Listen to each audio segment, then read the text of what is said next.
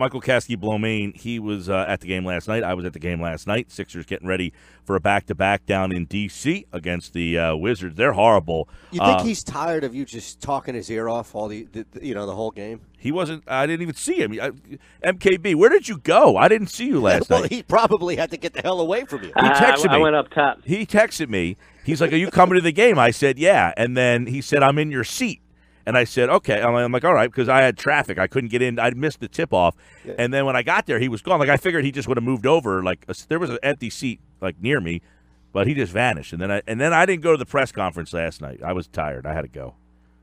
So. Happens. Yeah, I was looking for you after the game. He just dipped. Yeah, well, I knew MKB was on the scene for us, so I said, I'm going to get out. I was doing something else, actually. No, but I'm more curious. I got you.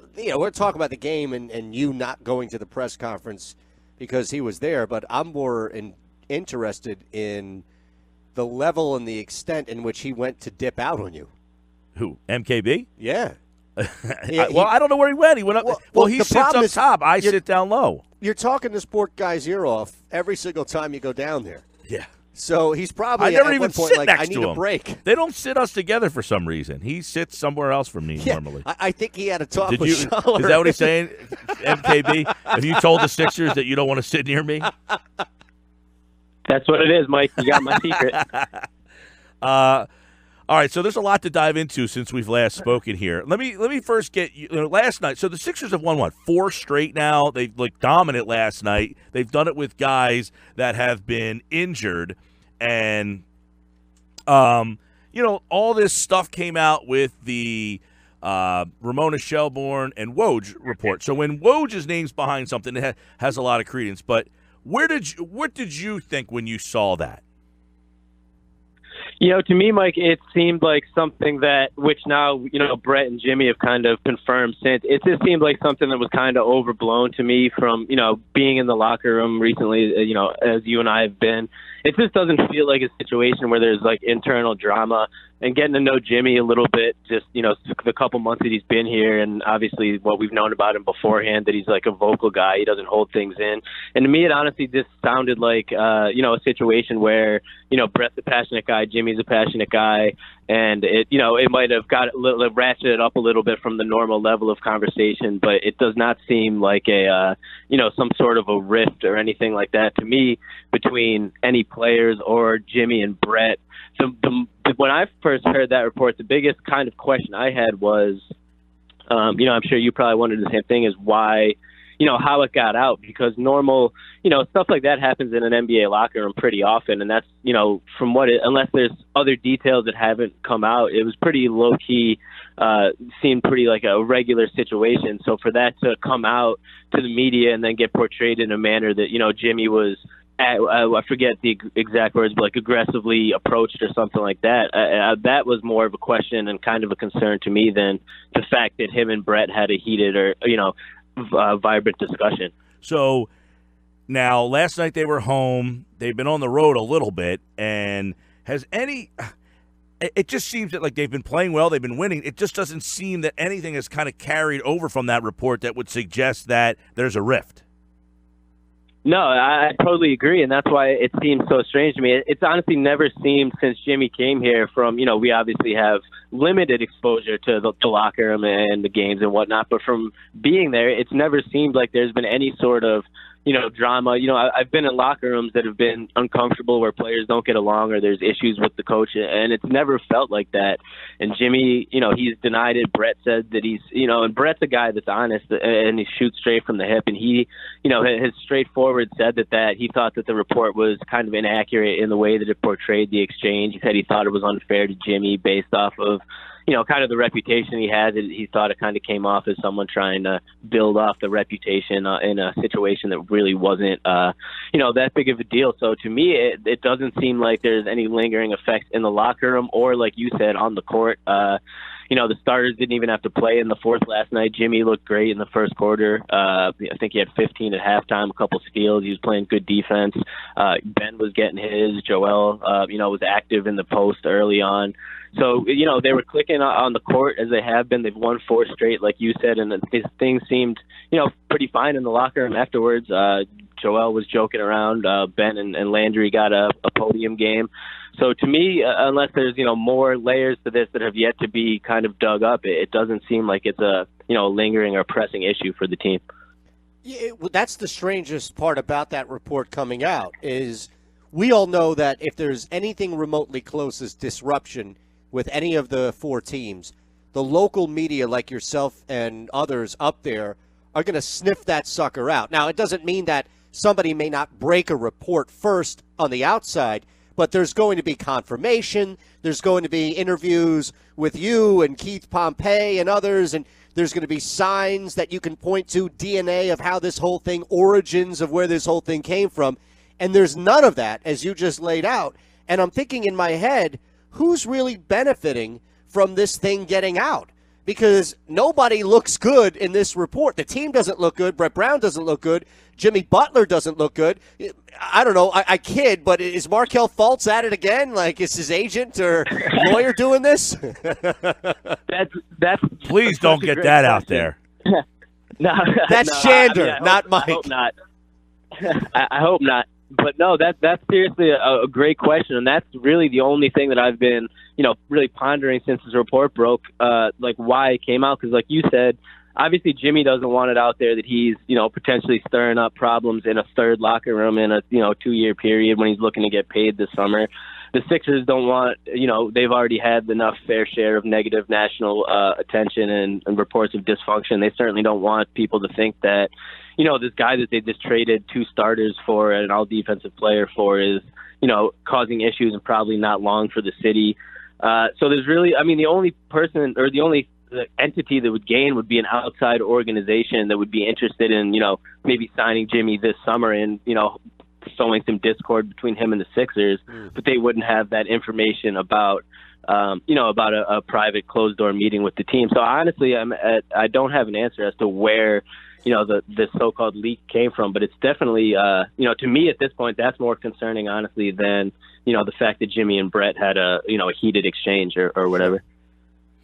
Now, the interesting part here is I've heard some people, and you might know this better than I would or Eitan would, Michael. You're down there, for the most part, all the time. But Ramona Shelbourne's role in this, there have been people that have indicated that she has, been closer with Embiid in the past. Could there be some thought that Butler and Simmons are buddy-buddy and Embiid's kind of like the odd man out here? I've seen that floated, Mike. I've been hesitant to, push it forward myself because I honestly don't know that, and that's a pretty, it's a pretty hefty claim to put it, Joel or Joel's camp to say that, the leak is coming from him due to, an unhappiness with Jimmy really being in the equation now. I can't say that it wouldn't make some sense, especially considering, obviously the comments that Joel has made to media over the past month or so about, a little bit being unhappy with his role and how he's being used by Brett and being used as a floor spacer. If this is a really a pressing issue in Joel's mind, going about it this way, it wouldn't be the most professional way. It could potentially be effective in terms of making the organization choose between Joel and Jimmy, with Joel knowing, obviously they're going to choose him. He's the guy that's already under contract. He's the cornerstone of the franchise. But that just seems a really drastic thing to do for, A, given how short of a time Jimmy's been here, and B, the fact that, publicly Joel has always said the right things about Jimmy and that he wants to win. And it seems that, Jimmy provides them a solid opportunity to, continue success in the East. So that would be a really, I don't know the exact word, but if that is the reason why, then that would be I think a serious issue for the team to face.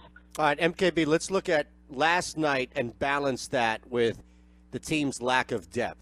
So how do it's almost like 2 competing roads that are kind of going to merge together at the trade deadline, where this team needs to get deeper, but you saw opportunity, a kid like Landry Shamet take advantage of beyond just and then some. So do you think the Sixers are they going to ride out who they have and just give guys opportunity to play more and develop that? Or, okay, then if they're going to make a trade, what are they going to give up besides that Miami pick? And Michael, you can talk. I think they're going to be in the buyout market again.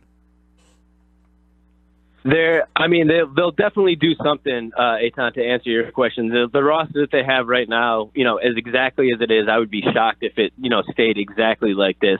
But now with that said, they obviously do have pretty limited options. Landry's a guy, obviously, that, aside from what he showed last night, the team has been super high on him since he's been drafted. They really like, what he's shown, his potential, the work he's putting in. Brett talks about, how he works with JJ so closely and is really trying to, just become a great professional. So he does not seem like a guy that they'd trade away. I look at maybe Amir Johnson's expiring contract, maybe Muscala's contract, depending on the situation. Maybe but you have Korkmaz. To throw that heat pick in, right? Even if you throw Korkmaz in, you're not getting anything back of value unless you put that heat pick in, right? It depends what they're looking for. If they're looking for something of, legit quality 6th, 7th man, you're probably going to have to put a pick in. If they're looking for guys to kind of just fill out the bench, maybe they could skate by with, an expiring contract and, a promising young guy like Korkmaz.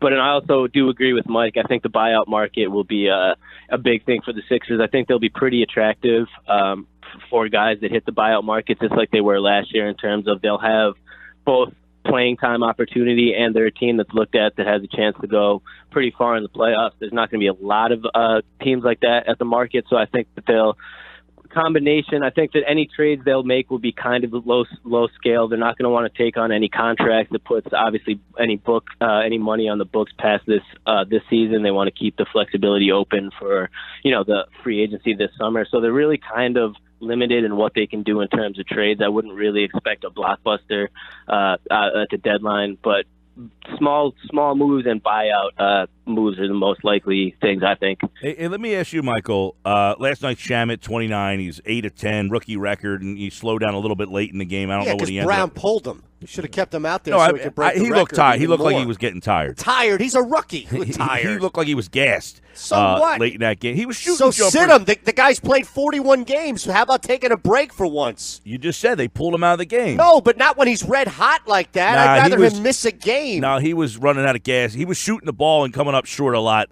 later in that game. Listen, night. That's when you take a timeout. You give him 60 seconds to catch his breath. What do they need to have him out there more for? Because that was the only reason why you'd watch the last 8 minutes of that game. But between him and Korkmaz and Bolden, any of those guys, in your opinion, in the playoff rotation?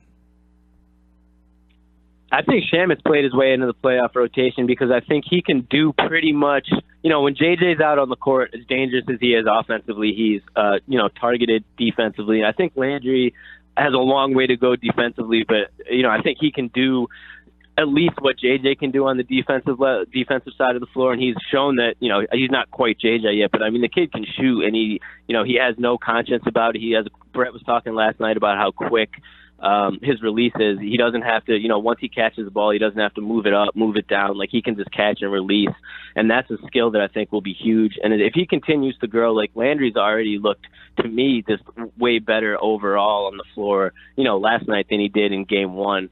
If he, halfway through the season, if he gets some more development, I definitely see him as a guy that will give Brett some playoff minutes. Bolden is, both Bolden and Korkmaz, I think, is more dependent on what they're able to do on the defensive end of the floor. We know what they both bring on offense, but they can't have, these guys that are just bringing nothing. I think Landry, like I said, he brings enough offensively in a similar role to JJ that he'll find a niche in the playoffs. But I think those other two they'll get some spot minutes, but I think it'll be largely dependent on if they're able to step up defensively over the last 41 games. If I were to say top 10 slots for you, MKB, here in the Eastern Conference halfway through the season, right? We played the halfway point of it. How many of those or where of the 3 slots would be occupied in talent alone by Embiid, Simmons, and Butler? From the East? Yes, just East. I'm not asking about, Denver or anything else. I'd probably say 3 out of the 10.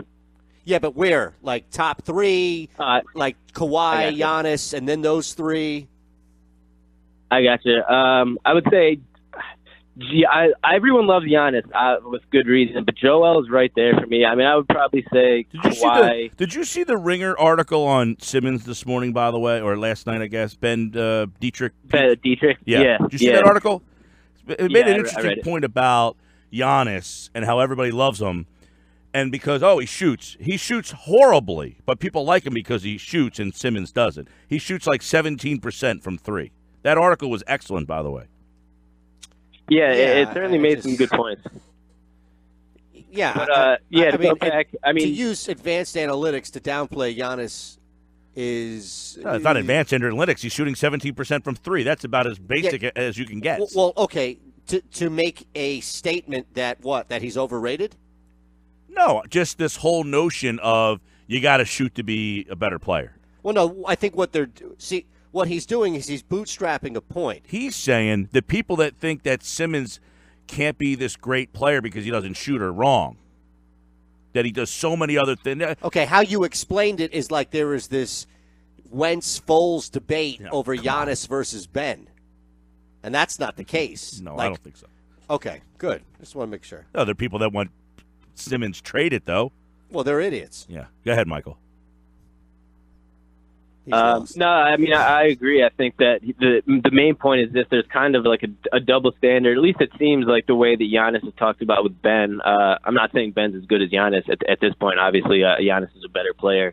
But they do a lot of similar things in the way Giannis is able to impact the game. And it's not that I'm not saying no one talks about Giannis developing a shot. It just doesn't seem to be, in the same sphere with Ben Simmons, where every conversation, it almost seems like immediately turns to, his jump shooting. Whereas Giannis, I think people talk about other things first and then add in the jump shooting, and it's just kind of a way that it's looked at differently. At least that's kind of what I took from that Ringer piece.